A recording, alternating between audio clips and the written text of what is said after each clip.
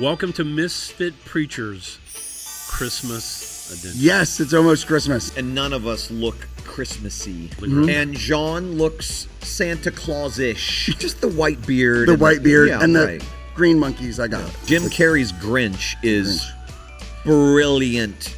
So my favorite Christmas movie is Die Hard. I'm not disagreeing with you, but what makes you say it's a Christmas movie? He's in an air vent. He's got the lighter lit, and he's going to come out for the holidays. We'll have a good time. It'll be wonderful. It's a Christmas movie. And it takes place. Right, Office Christmas Party's Right. happening, which, by the way, Office Christmas Party, amazing Christmas movie, by I've the never way. seen it. No, there was nobody opening presents simultaneously. Correct. And I grew up with 7 kids, so you can imagine Christmas morning how incredibly painful it was to sit there. 1, 2, 3, 4, 5, 6, my turn. 1, 2, 3, 4, 5, 6, my turn. Tutu has to go TT. I'll be back in a minute. You got to curb that, bro. Yeah. You got to curb that. And then we would make cookies for Santa. Yeah. Homemade cookies. Oh, yeah. On the plate. Yeah. And we would all, and I mean everybody, write an actual note. Not a half-ass note. I mean, like... letter. A tome. You are penning a letter to a man. And when you get into the living room, the first thing, before the stockings, before breakfast, before anything, is we had to read Santa's response, which always was a critique of the cookies. And I was like, you're freaking crazy, Mom. You're listening to the Misfit Preachers, Tullian Tchividjian, Francois Larroux, and Byron Yawn from prodigalpodcast.com. We're plagiarizing Jesus one podcast at a time. Now, here are the Misfits. Welcome to Misfit Preachers Christmas edition. Yes, it's almost Christmas. It is a holly jolly podcast. And none of us look Christmassy at all. In terms of our attire, we have a red pen. I'm holding a red pen. And Jean looks Santa Claus-ish. So you represent the I'm season. going to take that. There's Just the white beard. The and white beard yeah, and the right. green monkeys, I got it. There is in the Brentwood area of Tennessee, you know the Starsky and Hutch car, how they brought it back? Of course, yeah. Red, the white stripe. There's an older gentleman that drives it, and he's like the local Santa Claus guy. Uh-huh. Wears it all year. Not the suit, but he's in the bar, and it's really funny to see a drunk Santa Claus. But he's everywhere Really? and really has embodied it. What makes him the town Santa Claus? Does he dress in a Santa Claus outfit or he just has the beard and the hair? It's his identity now. He doesn't wear the suit, but it's the hair and the beard and a hat that usually has something to do with Christmas on it. So he's owning it. Year round. Yeah. I don't know what that illness is called, but he's got it. got didn't it. graze him, hit him head on. Yeah. And Merry Christmas. Merry Christmas, Merry Santa. Christmas to you guys. Brentwood Santa, if you're watching, Imagine sleigh bells somewhere in the background. that would be solid. You hear them? Yeah, I can hear. Kind of. I can hear them. So, guys, it's great to be with you. I am with none other than Tullian Tchividjian and Francois Larroux, whom I love very much. And when I think of Christmas, I think of them. You're so kind. I just make it up as I go along. So What are we talking about in the Christmas episode? we're going to have a conversation. Oh. We're going to land the plane where it needs to be. But in the beginning, we want to ask some questions that you can ask at home with your family around the nativity or wherever you want to, if you want to. But I want to ask you guys because we want to know something about you. Okay. These are Christmas-themed questions. That is correct. Right. Is there a right or wrong answer? Yes. Okay. And Tullian will If it's tell not you. my answer, it's wrong. I'm picking up that theme. Bah humbug. Bah the humbug. All right. Best Christmas movie, go. You go first, Sean.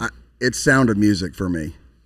And I don't know why that is the Christmas movie, but we watched it as a family every year in between Thanksgiving and Christmas. It is the one that I go to. Like my kid, the family text will start saying, "Have you watched it yet?" And the "it" is And Sound what was of the Music. reason? Like, I haven't seen that movie in so long. Is there Christmas somewhere in You the would movie? think there would be, and I don't think there is. I mean, it's Switzerland, not Switzerland. It's Is it Montreux? Austria. Is it yeah, Montreux? Austria. Yeah. It's Austria, Why and I is it a don't know why, Christmas- but I think they used to show it when it was just regular Okay. broadcast. Yeah. It would kind of come out that time of Yeah, year. right. And so it just Yeah. kind of, It's kind of a pleasant. Made a it's the groove. most pleasant movie about the Nazis I've ever seen. Honestly, so unbelievable that you could pick that out of there. I mean that's what it is. It has been a long time since I've seen that movie. I mean, I was it's- never a huge fan. Really? I'm just not a huge fan of musicals. Oh, God. Never been a huge fan of musicals. You don't like Rocky Horror Picture Show? No. No. Have you ever been to see it live? No. What But they do if I is- did, I would probably like it. What about Les From Mis? the stories Les that I've Mis, heard. you'd see Les Mis. Would I see it live? Yeah. Like it's a Oh, musical, well, of course, yeah. But Broadway. my favorite Les Mis was not the, The singing one. right, it was the Liam Neeson one. Agreed. Movie. Agreed. Grease, great musical, by the way. Sorry. That's not a Christmas movie. I know. Kidding. Favorite Christmas movie would have to be, hands down for me, the George C. Scott 1984 version of A Christmas Carol. It's my all-time favorite. I will say this, starting the day after Thanksgiving. No, excuse me. I misspoke. Starting December 1st through Christmas Eve, my wife, Stacy, and I watch a Christmas movie every night. 24 nights straight. That is a Wow. tradition that her and I started together, and I love it. But I save George C. Scott's A Christmas Carol, 1984, for Christmas Eve. Would you ever share the list? I mean, do y'all have them picked out or they rotate? We start around Thanksgiving making our list. Now, each year there's usually one or two that neither of us have seen. Maybe Okay. they came out recently or we just never got around to seeing it. Like, what's the one with Arnold Schwarzenegger, the funny one? There's a funny movie with Arnold Where Schwarzenegger. he's trying, it's him and Sinbad, and they're both pining for a very popular toy. Oh yeah. I don't remember the name of it, but I mean, it's been out forever. I had never seen it. We watched that one last year. So there are ones like that. Some one-offs. Deck the Halls with Danny DeVito is absolutely hilarious. If you haven't seen it, add it to your list. 4 Christmases. Stacy loves Four Christmases. gosh. I like Four Christmases. I like, what's the movie, this isn't my favorite, but with Bill Murray when they go back and do the, Yeah, they do the Christmas Carol. Scrooged. Yeah. dude, Good movie. Bill Murray, off the rails. so good. And then Jim Carrey's as well is good. Jim Carrey's Grinch is brilliant. So Brilliant. my favorite Christmas movie is Die Hard. 1. Yes. Yeah. Because people say it's not, and it is. Yeah. Because what makes you say it's a... I'm not disagreeing with you, but what makes you say it's a Christmas movie? He's in an air vent. He's got the lighter lit, and he's going to come out for the holidays. We'll have a good time. It'll be wonderful.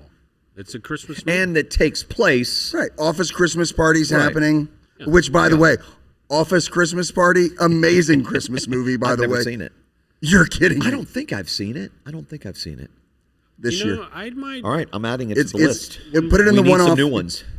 It's off the rails. Yeah. At we some need- point, we asked the question of best action movie.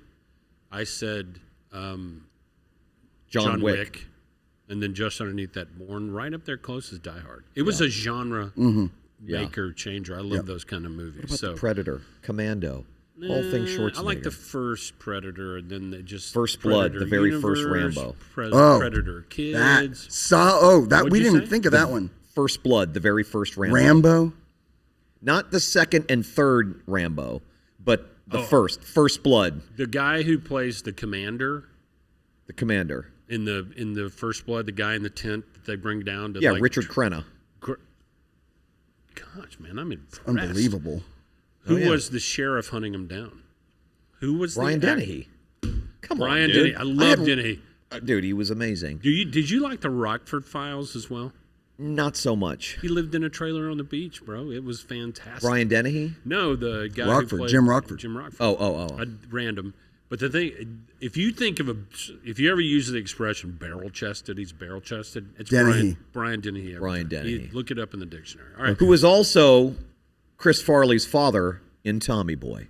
Yes, he was. And who was Chris Classic. Farley's stepmother in Tommy Boy. Come on. Bo Derek, 10. All right. Who was his stepbrother? David Spade? No, David Spade was his partner. No, that's that's Tommy correct. Boy.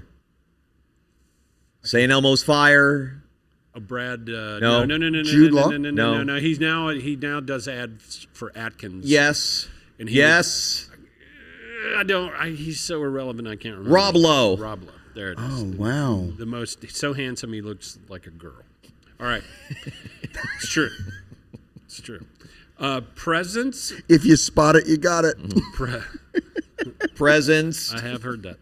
Presents on Christmas Eve or only on Christmas morning? We were allowed to open one present on Same. Christmas Eve. One. The big celebration was always reserved for Christmas morning. Always. Absolutely identical. Yeah. And the one you could open, you couldn't pick yourself. In our home, it was chosen as like, okay, this is the Christmas Eve gift, because you would want to go, but they didn't even put out the good gifts until like we were dead asleep. Yeah. So you couldn't have even chosen a Same. good one. Same. Yeah. Yeah, and exactly. And we the same. weren't allowed to pick our own gifts on Christmas Day. My mom or dad would select a Santa Claus, and we would all rotate, Exactly and we would hand out the gifts, and we had to go in order. And my mom, because she wanted to savor the moment, Watch everybody open them. there was nobody opening presents simultaneously. Correct. And I grew up with 7 kids, so you can imagine Christmas morning how incredibly painful it was to sit there. 1, 2, 3, 4, 5, 6, my turn. 1, 2, 3, 4, 5, 6, my turn. Oh. My mother did the same crazy thing with stockings. Yeah. You couldn't even open your stocking on Same your here. own. And we had to open, this is the order on Christmas morning. We wake up, we cannot come out of our rooms until we are summoned. What? Summoned, okay? Let me tell you what's coming through is therapy. Yes. Yes. I feel We he could not gets come me. out of our room. Okay. And of course, I shared a room with one of my brothers. There were 7 of us, and one of my brothers and I shared a room. And on Christmas morning, you're so excited, you're waking up at 6 a.m. Well, my mom did not say it was okay to leave the room until around 9 a.m. on What? Christmas morning. That's child Wow, abuse. And Gigi, then come on, this Gigi. is what we did. My dad would sit us all down. I mean, there's 9 of us now. Sit us down in the living room. He would read the Christmas story. We would pray. Then we would open stockings. One at a time. When the stockings were done, we moved to the dining room, had a big breakfast. No. Promise. And then once that was finished and the kitchen was clean, we then moved back to the living room, and one at a time. So Christmas morning started for me at 9 and ended around noon. Why? Why Ask my mother. No. No one has ever been able to answer that question. She has control issues. You have no idea. I cannot even tell you how similar this is. That's That is funny. the Larroux family Christmas minus inserting multiple breaks for cigarettes and alcohol. You drank and smoked As a at that 4-year-old, age? I loved a Marlboro Red on Absolutely. Christmas Served morning. it up. No, my Marlboro mother, Reds. it would be in and out. She'd be on the porch smoking, making her tea, and then we'd have to do the next round. Did you ever smoke? No. Did you ever smoke? Absolutely. I smoked for years. Loved it. years. I would be smoking right now if I Yeah, if I didn't do think it was crazy. Sometime in the future, just for old time's sake, we should film. We should record. I'll do it. At the with just Listen. If I go Cigarettes. cigarettes. If I go to now, I would do it as a kid, high school, whatever. Sure, just to fit in and be But I cool. wasn't like buying a pack of cigarettes No, I and was. smoking it, Oh. that sort of thing. Which is, that's fine. I don't judge you Thank you. outwardly. But be with friends and that sort of thing was cool. But what I like to do, if I go to an outside concert, Yeah. I will go track down somebody that has a cigarette and go, Yeah. "Can I have one?" Yeah. And smoke it. Yeah. There's just something. Now I'm a cigarette bummer. Like Yeah. I will go bum a cigarette off yeah. someone. I will never buy them. And I smoked for so many years that I've gotten to the point where the smell of it kind of makes me nauseous. But if I'm out, especially if you have a drink or two, you're with friends. In my case, my kids also, who also enjoy smoking a cigarette from time to time. All mine if they're are out. smoking those flash drives. Don't make fun of the Pacifiers. vape, Jean. Pacifiers. There may be some, but there may be a few people around this table that would be offended by that. In our home, my mom had a lot of good in her, and had a lot of good moments. She was really good at events like this. I would walk downstairs. I went from bastard child to doctor's son, moved in a new house in 1978, and we would come downstairs. And I think possibly she was acting out of regret for kind of what she had put her young children through and that sort of thing. But I would have a corner. My older sister would have a corner down in the sunken living room, and my younger sister would have a corner. The only rule was you waited to do the stockings last. And A total reversal. reversal. And it was come down whenever. But you could come down and look at everything and get excited about everything, but all your siblings had to be up. So the first one up was like elbow in the head to Of the course. kid, to the kid in the bed. So what time does this Let's fiasco begin? Oh, we'd 7, 6, that's 7. not And then we would go downstairs and everybody would sit at their pyramid and Open. just At the same time. and my dad Victor and mom Debbie, which is what I called them, would just sit there on the couch and drink coffee and watch all the festivities yeah. unfold. Wow. My mom always tried to buy me clothes, and I kind of dressed like I do now. And the moment she said, "I bought that for you because I thought it was cute," Game over. Cute is a kill word. And to this day, if anybody Found a goes, cute "Oh, it's outfit. cute." It's like, Oh, this is not an outfit. outfit. Yeah. This is not an outfit. These are Garanimals. pants. This is a shirt. Yeah. Garanimals is an and outfit. So our Christmas was really great, and then my sister started to go sideways a little bit, and it changed. But they were. I mean, my parents, they'd say you can open a gift on Christmas Eve, and then be like, how about 2? Really? Like, sure. Yeah. And they were always like, what does she call them? Christmas happies. Mm-hmm. And you'd go to your room to go to bed on Christmas Eve night, and there's a Christmas happy in there. So 1978, we move into this house. I wake up on What's Christmas. a Christmas happy? It's like a gift. Okay, Like a okay. gift. A in a small bag. gift. Okay, Just something gotcha. to unwrap. Yeah, that's you it's know? like a Gotcha. Southern term. Okay. Yeah, it is. Yeah, it is. Like I got you a little happy. Boom.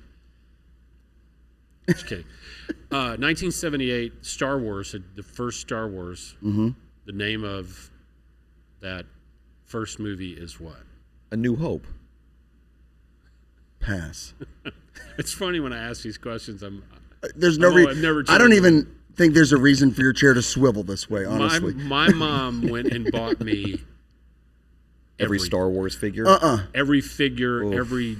Who was your space- favorite Star Wars figure? Darth Vader. Oh, dude, mine too. Darth Vader. Mine too. Just obsessed. Me too. All original. She let me play with him for about a week, put him back in the box, and put him in the attic, and said, "You're going to thank me one day for this." Mint condition, all of them. Like there's like the Darth Do you Vader. still have them? Darth Vader version that had like some weird defect in it. I had that, like all Wow. of that. Get to the end. Do you have these? House caught on fire and burned them. Oh. Okay. Okay. Merry Christmas. First of all, let me say, I have the best memories of Christmas time growing up in my home. I cannot think of a negative memory other than having to wait on Christmas morning. My mom and dad crushed it. It was, and growing up in South Florida, You it's not just cold. described going to the dentist-ish.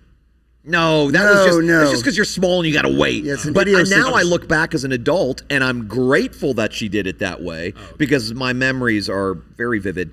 But I mean, my parents crushed it. I loved Christmas time, and my parents did a really good job since we grew up in a place that was warm. We were never going to get a white Christmas. Maybe a cold front would blow through and the temperature would drop to 65 degrees. Maybe. And we would always get excited about that. But my Christmases growing up were the best. I mean, the best. And being in a large family made it more fun, too. But it was the best. Christmas Eve before, at the end of the day we go to bed and those sorts of things. My family would come over, extended cousins. I grew up with like what seemed like 100 girl cousins and one boy cousin named Brock. But we would have a talent show. That's fun. And we had a sunken living room, and then the walkway on one side that goes all the way to my parents' room. That was the stage. And my dad was a bird hunter. He was a quail hunter. We raised Brittany Spaniels and Kindles. We didn't raise them, but he was invested in them. And so every year he would do the same talent, which was a quail call. He would do I can't do it. I'm not even going to attempt to do it, but he'd do it with his hands. And our assignment was to go to our rooms, get socks, ball them up, and the moment he started, like, throw them across the room at him. And we would, the big giant VHS cameras and a couple of other things like that. But it was like that. It was like, and the thing I like about Christmas morning, even into my adulthood, it's like the one time I went, today I am not going to worry about anything. Yeah. Just kind of let it go. Yeah. It was, what is the most beautiful place you ever spent a Christmas morning? Oh.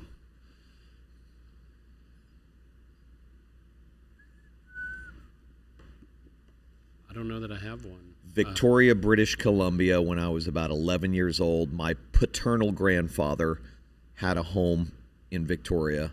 They hadn't had snow in like 25 years. And we got there on Christmas Eve, woke up Christmas morning, and it had dumped like 3 feet of snow. And for all of these kids, So me jealous. and my siblings. South Florida kids. So I mean, jealous. we were in heaven. So jealous. In heaven. That's And glory. Victoria, British Columbia is an absolutely stunningly beautiful place.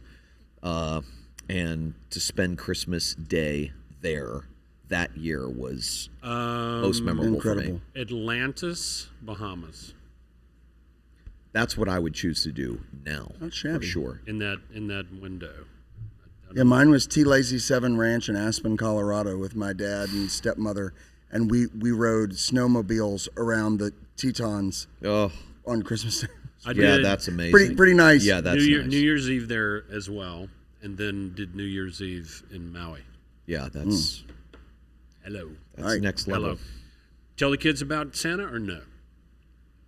Did I tell my children about Santa? Do you mean tell them that Santa isn't real, or just I guess anyway. what's- Anyway you exegete that question. I cried, Come on. literally cried, each time one of my kids Found out. came to the realization that Santa Claus was not real. I wanted to nurture that imagination as much as possible. I come from a family that nurtured that The imagination. soft side of you is I am nice. so grateful for the heritage I have, the family I grew up in. My grandmother on my mom's side, so my maternal grandmother, I mean, she was such a C.S. Lewis junkie that she believed wholeheartedly in the fueling of children's imaginations. Yeah. So when it came to the Tooth Fairy, I mean, if she my mom copied this because she used to do this with my mom, you know, she would write little notes and leave, you know, from the tooth. I mean, I believe the Tooth Fairy existed until I was like 24 years old, thanks to my mother. I was like, why didn't I get a quarter this year? But I mean, my grandmother and my mom copied this too, would like find this like white stuff that would look like a beard and would like hang it from the mantle. wow. Like Like he got caught. Yes. I mean, my parents. We my had the same. I mean, my dude. mother. I'm telling you, one year I woke up on Easter Sunday. She had taken talcum powder on her fingers like this and made Peter Cottontail footprints from the front door on the Yeah, ceiling yeah. through the entire. My it must mom have taken did her stuff 3 like that, hours. yeah. I was like, what in the world? And honestly, I was have 18. and I have zero patience. That's not true. I'm older and a little bit more tired, so I probably have a little more patience than I give myself credit for.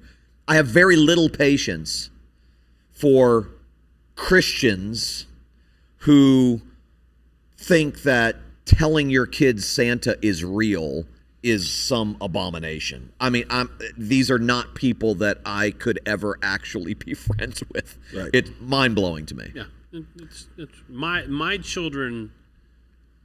So my middle child Wade is what every Christmas he grew up. There's this moment his mom and I would wait for, and it would happen every time. He'd be sitting there by himself, playing with whatever it was he wanted. They always got everything they asked for. You know, that's just how it was. And he would be sitting over there by himself, and he would go, "This is the best Christmas ever." He would say it. So nowadays, you just go, "Hey, Wade, say it." And he goes, "Best Christmas ever." I love it. Dad. But That's awesome. he's the one that you didn't want to tell Santa wasn't real. Blake, he's like 5 going, "Dad, come on." Well, all that means Dad, is that come you on. guys did a terrible job of Parenting? fueling the Imagination. imagination. What's the matter with you? I was never into Christian fantasy literature. Never into Christian. We were strict, What? We were strict capitalists, bro. It's like, give me the goods. Give me the goods. And You are artistic. yeah. I am too, in certain ways.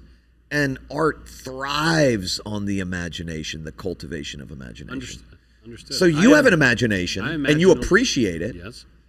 You just I would have thought that I- you would have wanted your kids to believe in, even if my 5-year-old said, "Come on, Dad," I'd be like, "What are you kidding me?" I would come up with an entire apologetic for the reality of Santa Claus. My mom read romance novels and smoked extra long Virginia Slims. So there was no fantasy. no imagination Yeah, happening. there there. was not I wasn't raised in a Christian home at all.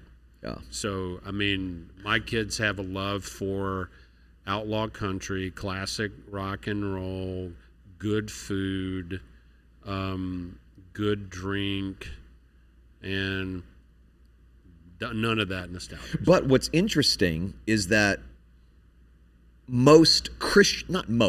many Christian people out there who are parents feel very strongly that cultivating this imagination for Santa Claus is wrong. That's my world. That Yeah. was the world that I lived in, and I was a misfit mold breaker back then. Yeah. It's like, I mean, you know, listen, I'm gonna- let's throw Santa out the door with all the vaccines. I feel like Because it's all cultivating- magic. But I feel like cultivating an imagination for Santa Claus is misfitish in the Christian world. No, I understand. Now, one of the things, this has nothing to do with Christmas, but it's kids. It's in this world. Like, it's in the... I want to give my Santa answer too before you move on to the next one.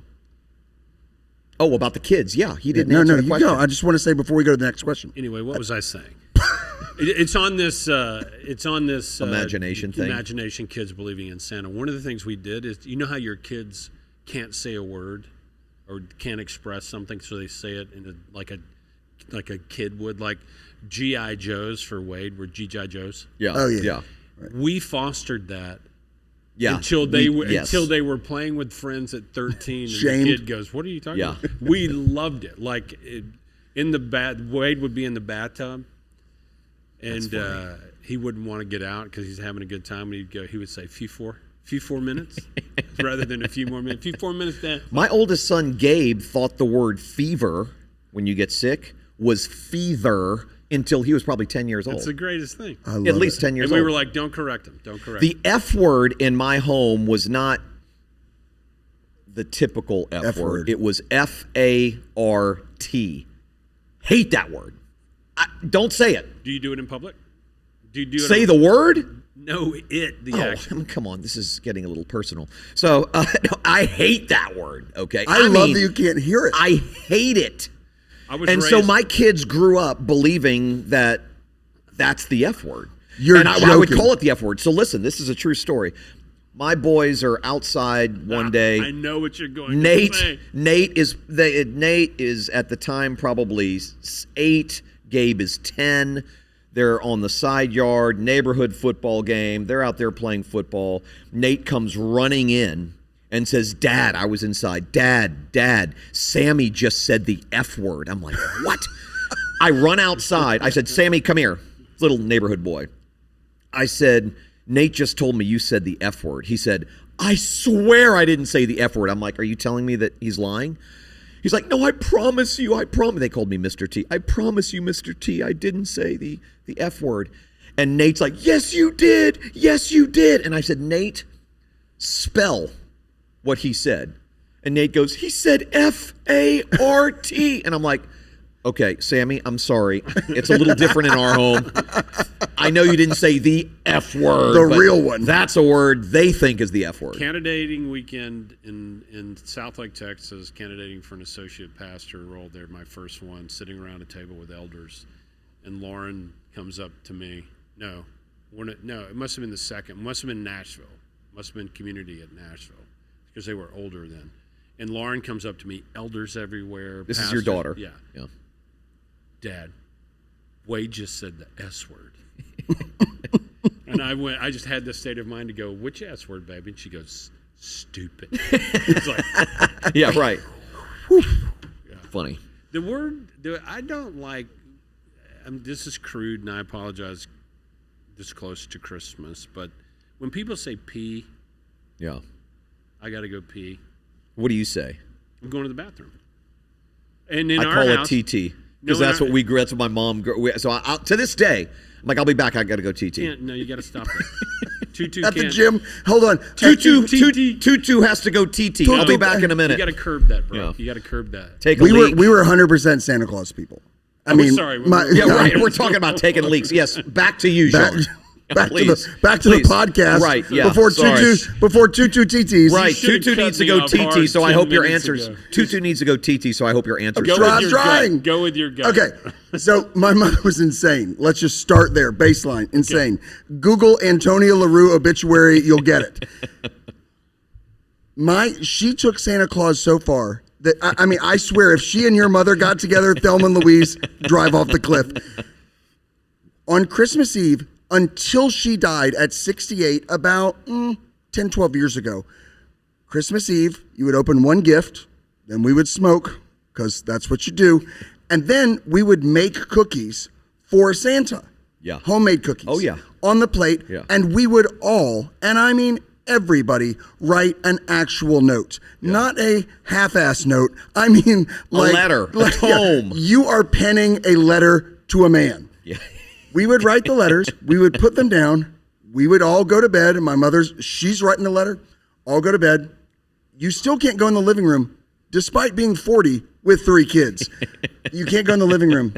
And when you get into the living room, the first thing, before the stockings, before breakfast, before anything, is we had to read Santa's response, which always was a critique of the cookies. And I was like, you're freaking crazy, Mom. She was like, I didn't write that. so Santa good. wrote Oh, it. God. And I was like, So good. Mom, It seriously? sounds very much like something. We didn't do that, but it sounds like something my mother would do. I was like, every year we're all looking at each other, and she literally, lie detector, like, Santa wrote it. So funny. Well, That's funny. Because my kids weren't allowed to use crude language about going to the bathroom, like pee, the word. The problem that it developed when they said, Dad, I need to go to the restroom, is the urgency level was unknown. Right. How long are you going to be there? So no, that's so. Oh. So we had to do it. We had to have a quicker response. So for my sons, it was 10-100 or 10-200. Right. So it moved to, Dad, I've got a 10-200. We just, and people would go, what's he talking about? I said, I'll be back in a minute. Or 10. You never know. Have you purchased all of your Christmas gifts yet? Christmas shopping has become so much easier thanks to Amazon. Yep. There are certain things that I want to buy for people that I can't find on Amazon, perhaps, and then I'll go into a store. But I don't do early Christmas shopping. I used to be a week of guy, and now I kind of sprinkle it out sporadically throughout December. Yeah. You start on Prime Day. I don't even know what day that Like is, around, but I like no, to they're know Black about it. Friday-ish. Okay, but that's Yeah, you can- it's around yeah, the same time. Yeah. My kids are all very predictable. My boys want the most expensive gift available that's at the most limited supply. Electronics of some sort, games. Wade, it's a jersey of somebody, and he's getting at the age as a man. Can't wear another man's jersey with his name on the back of it. But he's in the window, so he's got some time. Blake, it's like, I need a new carburetor. Or just give me the cash and I'll go do it. And Lauren is like me. She's like, whatever. I'll love whatever you give me, that sort of thing. So I'll go down to the New Age store, get the candle she wants or the meditation pillow or whatever. Stream catcher. Don't mess with her. She'll curse you. But they're all very predictable in that way. And I always wait till the last minute. Yeah, I'm an all-year guy.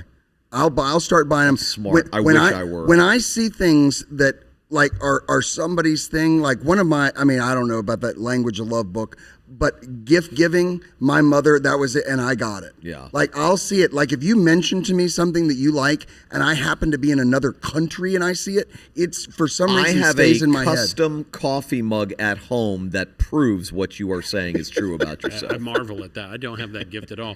And I've warned people in my life, if you know what I'm saying, that I suck at that. Yeah, we love it. Val and I we have Rubbermaid bins that we, each of the kids' names, and we are strict about even numbers and even cash value. That's good and smart. I am not shy about asking the primary people in my life, wife, kids, send me a list. Yeah. I want a list. I want it to be, I don't care how long it is, but I need direction here. And then I'll just sort of, my wife, Stacy, will go so far as to not only send me a list, but send me links, direct links. So I literally, shopping for Stacy's like, boom, boom, boom, boom, boom, boom, shopping cart, purchase. Do you buy your own gifts? You mean? Like, do you buy something for yourself from Santa that nobody else knew and you open it on Christmas morning and everybody knows you? I don't do that, but I have done that. Same. And the one thing I tell everybody in my life, never to buy me clothes. Yeah. I'm not going to wear, I've got to try it on most of the time. I'm picky about that stuff. So I just don't waste your time. Why make me take it back? Right. Just don't waste your time. Don't waste your time. I have a friend that's, and you've been to his home, that is he's like the drop king of shoes. He's like probably 4th or 5th in the country in the Nike Air Jordan collaboration, high-end, $11,000 pair of Nike shoes. I've seen this place. Yeah. And I saw a pair of shoes that cost $100,000 and I couldn't believe it. It's crazy. So even I know a few pastors who own those. I'm just kidding. Down here, I was going to wear a pair that he gave me Preachers today. with sneakers. Sneaky preachers. Last year, he goes, hey, why don't I give your kids some shoes? Like some Jordans for... Wow. It was spectacular. That's and awesome. In the mix was Travis Scott collaboration. Yeah. They're phenomenal. Anyway, it was great. It was a great Christmas. I like the shoes you're wearing today. You know what they are? Yeah, they're Stan Smiths? The old Stan Smiths, like the original Stan Smiths. Very first pair of sneakers as a kid when I came into my own. Mom take me to the shoe store. I wasn't using the ones with the things that light up on the right. No. I want those. That is a minimalist's shoe right there, and I love it. That's me. So, thanks, guys. We got insight. Yep.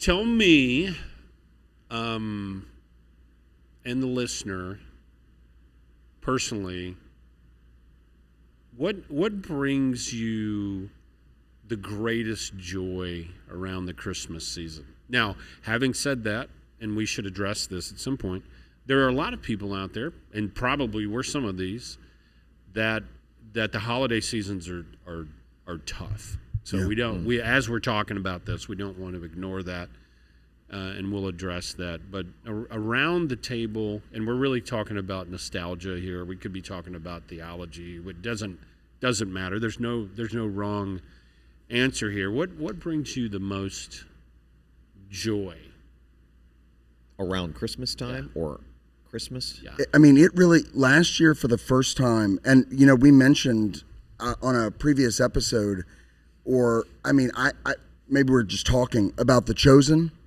but we sat down and rather than reading the Christmas story this year, we watched the Birth of Christ episode of The Chosen. Yeah. And I'm telling you, we could barely, it was like, okay, it was unbelievable. And so I think for me, it really is, I really do try and be intentional on that day going, okay, like I need to get this really, really front and center in my head, because the story of God moving toward us in that is so unbelievable to me.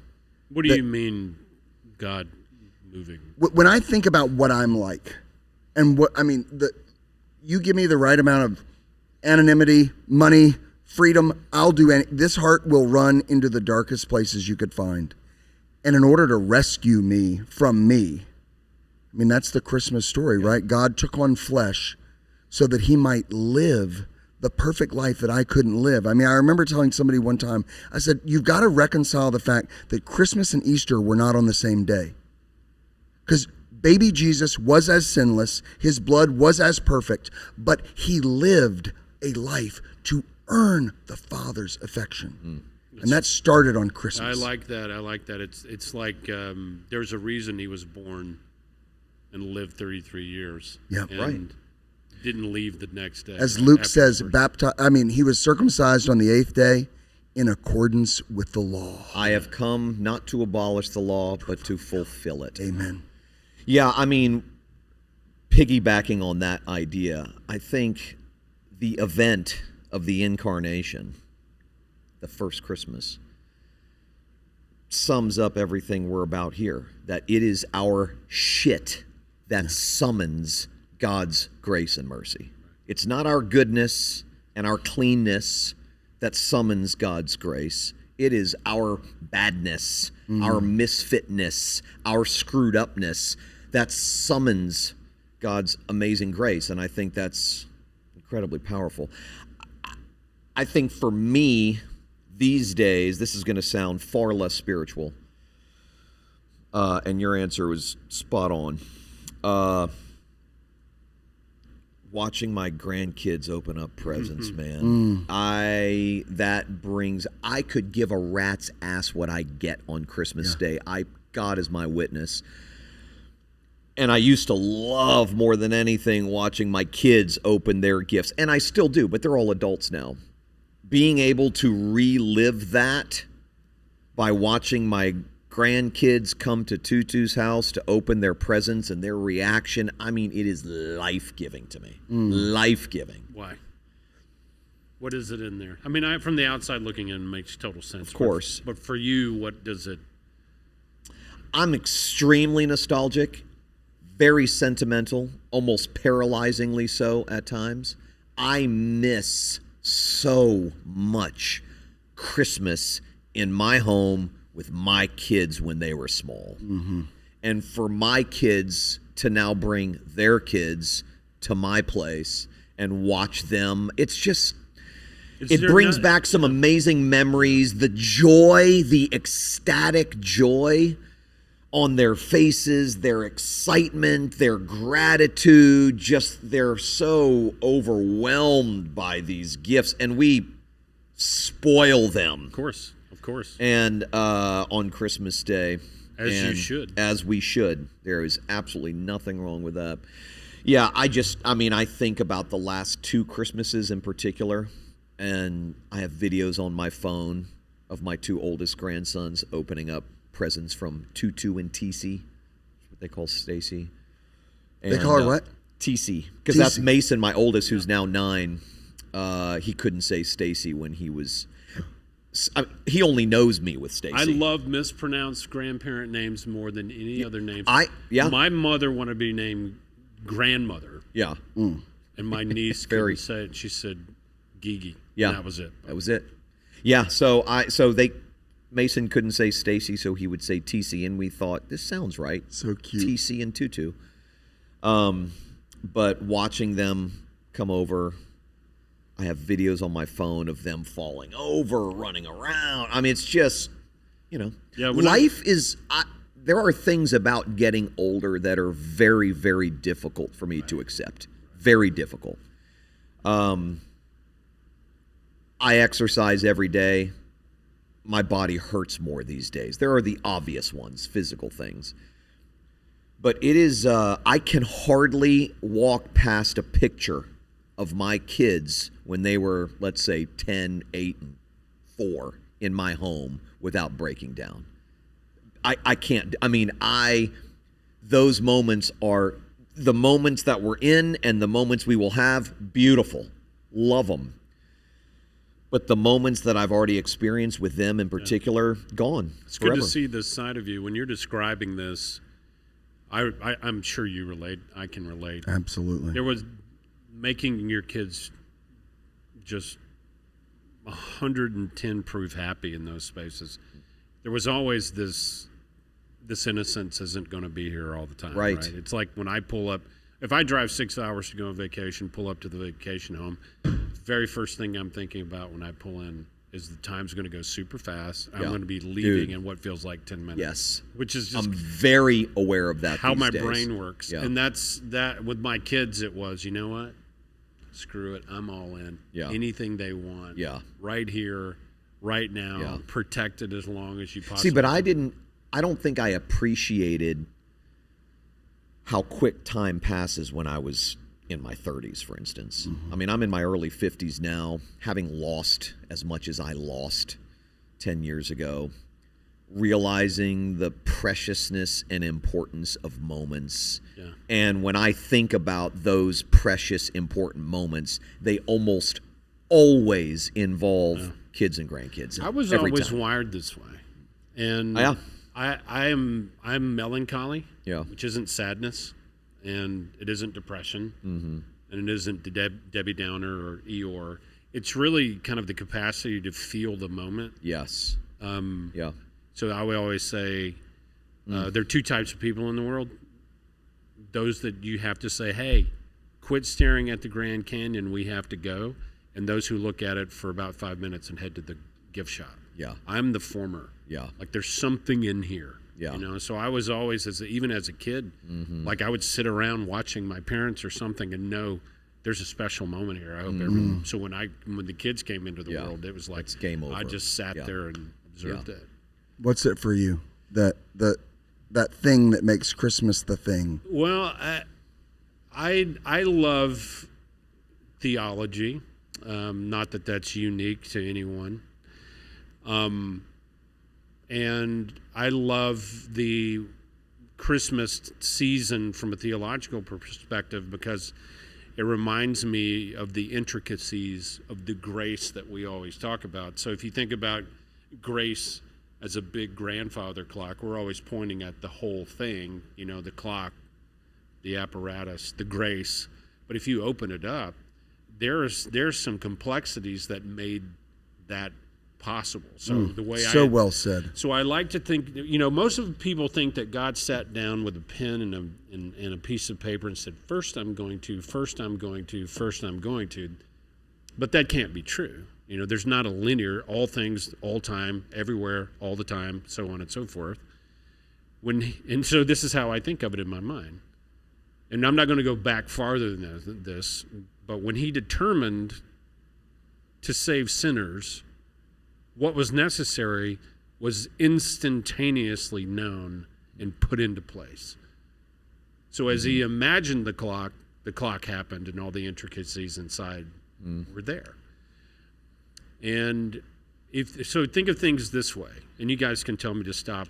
If I look at the gospel and follow that backwards and reverse engineer it, it testifies to a triune God. It's the evidence of a triune God. There's no way that could have happened, Christ on earth dying for us, unless there was a triune being who determined to do that.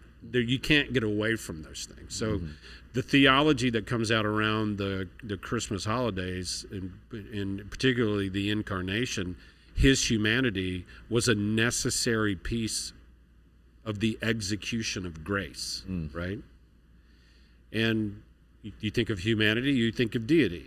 And his humanity was the bridge from earth,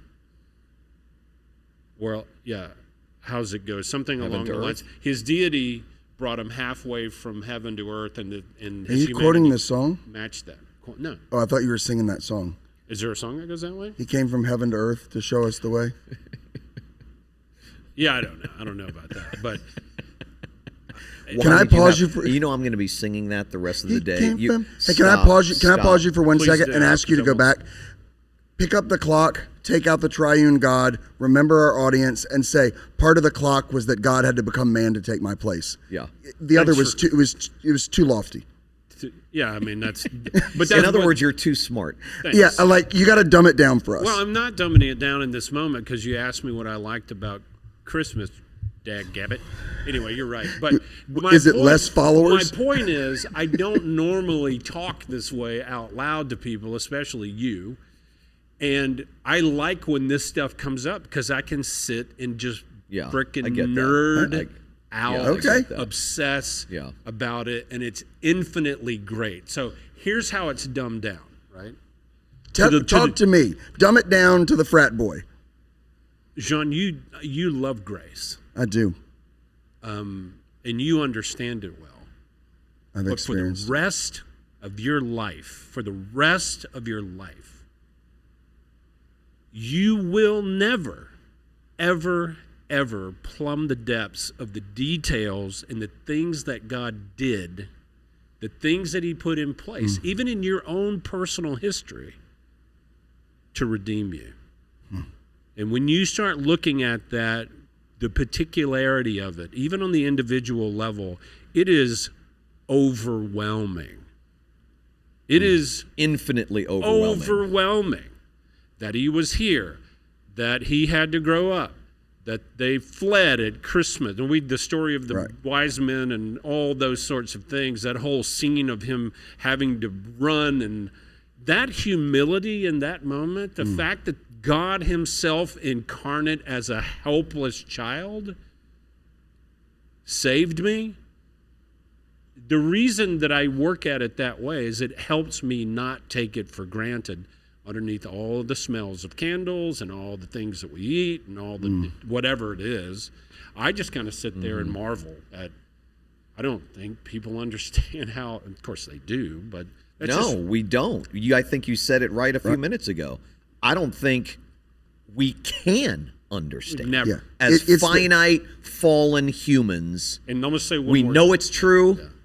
We cannot comprehend it. Whatever the conception you have in your mind of who God the Father is right now, it's incomplete. Beyond infinitely there incomplete. There is a mystery on the other side of it that is incomprehensible. But that he loved me. Yeah. What's so interesting to me is Christianity has been marketed, for the most part, and marketed well, as this idea that we do for God, we perform for God, we obey God, we pursue holiness for God, we pursue godliness. It's all about a climb, always about an ascension on our part. And what I love about the Incarnation is it explodes that paradigm, explodes it, and says, this is not about your faithfulness, your goodness, your devotedness, or your climb. This is about God's goodness, God's devotedness, God's faithfulness, and God's descent. And he's descending into a dirty place because it's a dirty. He's not descending in spite of the fact that it's dirty. He's descending because it's dirty. And so it sets in motion. I think Christmas sort of sets in motion the divine pattern of God always climbing down onto the bathroom floor with us. 100%. And when we think that the Christian life is, or that the Christian faith is all about the Christian life getting better, stronger, cleaner, whatnot, we are in essence, in those moments, completely disregarding the fundamental beauty of the Incarnation. And Jesus loves me, this I know, for the Bible tells me so. Yeah. Is also there. But this is just my mind. I remember I preached a sermon on Christmas Eve every year, and it was always this. Let me show you another angle. So once the Grand Canyon. I love when you said the Grand Canyon, like just staring at it with your mouth gaped open. Without stopping at the gift shop on the way back to the car. Go to the Grand Canyon, find somebody who's never been there, and try to explain it to them. Yeah. You cannot explain it to him. You have to see it for yourself, right? So one Christmas Eve, I preached a sermon about the coin in the fish's mouth. Go to the fish, get the fish out. People were like, what in the world does that have to do? It was Peter. What does that have to do with Christmas? There's a story. Jesus tells him, go get the coin. Are you going to pay the temple tax or whatever? And he goes and fishes. Pulls out a fish. There's a coin in the fish's mouth. Jesus teaches a story. And here's what I did. I don't know how long ago, but there was a fisherman in a boat. And that fisherman was in the boat, and he leaned over to do something, and a coin, which would have been very significant to him, fell down in the water, and this fish is swimming by, and it looks like a shad. And the fish hits the shad, what he thinks is another fish, and he swallows the coin. And the fish just goes on about his business, and is just living his fish life with no problems at all. Then one day, there's a hook, and the hook grabs him and pulls him out of the water, and he realizes in that moment that he's a fish. And then all of a sudden, there's this big, burly fisherman who shoves his hand down in his gills and pulls out this coin. The fish sees it, throws the fish back, and he goes, whew, that was close. But God put all of that history in place to teach this lesson to Peter about who he was, and who he was subject to the rules and laws of earth and the laws of God in complete humility, to the extent that he was willing to pay a tax for a temple of which he would be the final sacrifice. And it was like, Merry Christmas. And the people were like, that was the weirdest Christmas sermon I have ever heard in my life. And it was, but I saw it. I don't know if I explained it well to them, but I was well pleased with myself and left. But that's just kind of how my mind works at Christmas. I love it. I think this time of year, and we touched on it at the beginning of this episode, I never quite understood the people who would tell me that Christmas was the most painful day of their year. Growing up the way that I did, experiencing Christmas the way that I did in my home with my family of origin, establishing Christmas traditions with my kids in my home, Christmas was always the happiest time of the year for me. Yeah. And then 2015 happens, go through a divorce, family's broken. They're living in Fort Lauderdale. I'm living in Orlando in a 2-bedroom apartment all alone. Sat on my balcony of this apartment on Christmas Day all by myself for the entire day. Did not see another human being that day. Was probably the most depressing moment of my life up until that point, and I got it. I understood for the first time. All of those people that would come to me and tell me how much they struggled, how the suicide rate just skyrockets during the holiday season, and it never made sense to me. Now it does, and it has only been, I'm 10 years removed from that day, 9 years removed from that very day, and it's only been probably the last 3, maybe 4 Christmases that I've been excited again. Wow. Only the last 3 or 4. I get that. And so to the person who is facing aloneness, not just aloneness, but maybe this is the first Christmas you're divorced and figuring out how to shuffle the kids back and forth. This is the first Christmas without your dad, the first Christmas without your mom. Maybe you had a child die, whatever the case may be. Or maybe someone that you love got some really bad news and you know this is going to be the last Christmas you have with them. Whatever the case may be. Broken Christmases are a reality. And I never quite understood it. I broke one. Yeah, me too. And I Same. never quite understood it, but no amount of talk from you or me about the beauty of the Incarnation, the beauty of what God has done for us, none of that. I know for me, and I knew this stuff. I was a theologian and knew this stuff. Sitting on that balcony that Christmas day all by myself, all day long, none of the truth that I knew to be true mattered. Yep. It didn't land. None of it landed. And I was frustrated because it didn't land. And then you get a little bit further away from it and you realize it's okay. It's okay that it didn't land. It's okay in that moment. Like, it's okay that it hurt, that I hated it, and that I wasn't, I was all the emotion, self-pity, regret, loss, all of it, crying off and on all day that day. And none of the truths about the incarnation, the reality of grace, none of that stuff comforted me in that moment. And the only thing I want to say to people, if that is in any way descriptive of you, is it's okay. Yeah. It's not going to last forever. It's okay. Feel what you feel. Say that to me, because I need to hear it. Yeah, I mean, it's absolutely okay to feel that way. To pretend that doesn't exist is dishonest. One of the things I love about the Psalms is that they give us permission to feel what we're feeling without stuffing it or trying to spiritualize ourselves out of it. Yes, but, right. I mean, I was told of a funeral not long ago. This is a younger couple who lost a child, and these are very polished people. And during the funeral, I wasn't there, but during the funeral, someone I know was, and the person who I knew called me afterwards and said, I'm leaving the funeral, and I'm mad. And I said, well, tell me, what are you talking about? And he said both the mother and the father, who were Christian leaders in their own right, visibly, stood up and said, although we are sad today, we know, and they spiritualized it instead of just saying, why the God would you allow this to happen? Right.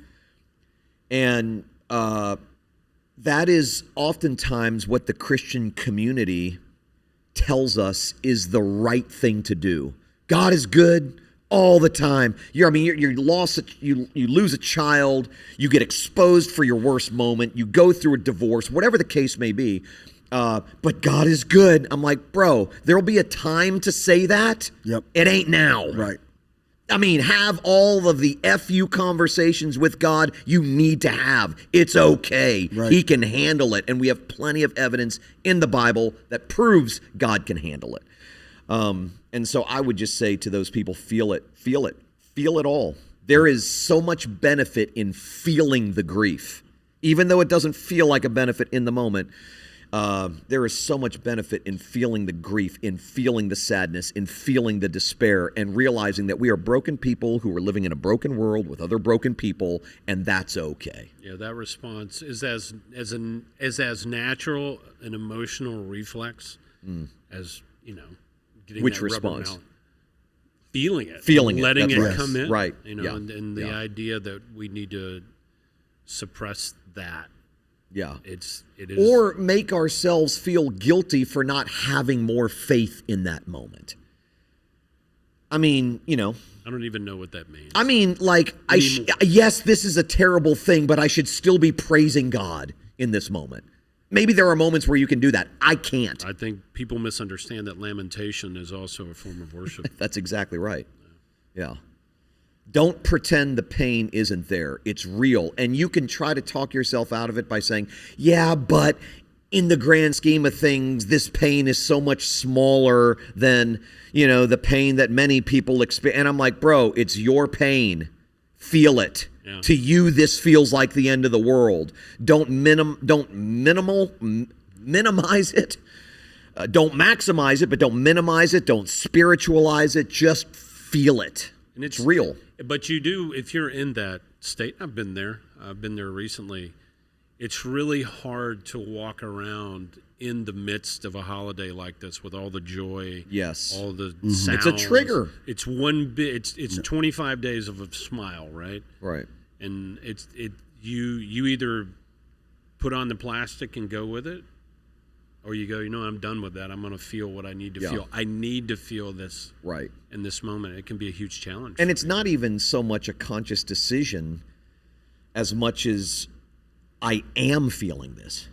I am feeling this. It's not even like, okay, do I feel this or do I choose not to feel this or stuff it? It ain't going away. I mean, just that pain, that first Christmas for me, post crashing and burning, alone, I had established all of these traditions with the wife of my youth, for our family, for our kid.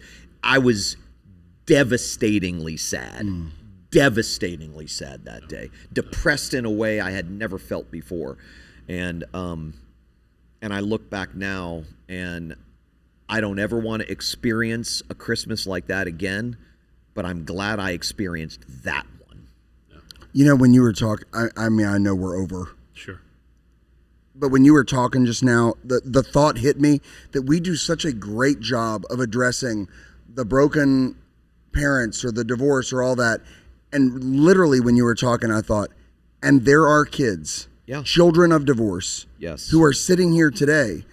When we bemoan as parents, Christmas isn't all in the place it was always supposed to be. And they're sitting there listening to this, and they're having to pick. Yeah, right. And here's the deal. It sucks. It does suck. It's sucks. Never going to not suck. Right. Yeah. Period. And the reality of that is, of Christmas, for like, when you have to figure out how to get to your dad or get to your mom or work through the drama, you have a Father in heaven who came to you. Right. That's the story. Yeah, that's the story.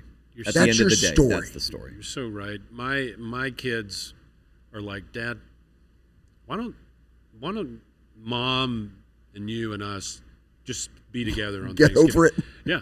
And Mom and you and us be together on Christmas morning or whatever. And I'm saying, like, I'm open to it. Now, my ex-wife, Robin, is Christmas rock star. Yeah. In comparison, just suck. By comparison, I don't even know what Christmas is, that sort of thing. And so this last year, a year before last Christmas, I went, I'm going to give my kids a break. Mom's for Christmas Eve. I'll come over for Christmas morning and hang out. She's been so gracious to me. She said yes. And my kids have accepted everything. They understand everything now. They've processed through it. They'll limp for a while. But I never, ever, ever thought that could happen, and it happened. I went over on Christmas morning. A lot of the same traditions were there, same Christmas casserole for breakfast and those sort of things. But there was this really unique moment of peace in that space, in a full circle. And then I remember my ex-wife Robin go, "Don't think this is going to happen all the time." And God bless you, Robin. Yeah, she holds the truth at Christmas. She holds her ground. But even in the midst of everything that I caused and the separation that happened as a result of that, there's just like, I'm testifying to what you're saying. It's not going to always be this way. No, it feels different now than it did for me. Now, some of my on Christmas is just kids have their own lives now. Yeah. They got their own people. They got their own lives. My son's got his own family. Yeah. And so it's quieter. But as I get older and more tired, I also am growing to appreciate quieter Christmases, to be honest with you. Well, thank you guys. We got to wrap. But we just want to say to the listener out there, we love you. Yeah. Yes. Merry Christmas. Merry Christmas. You've been listening to the Misfit Preachers. Like, subscribe, and share. More grace-centered resources at prodigalpodcasts.com. That's Prodigal, Prodigal, podcasts with an S.com.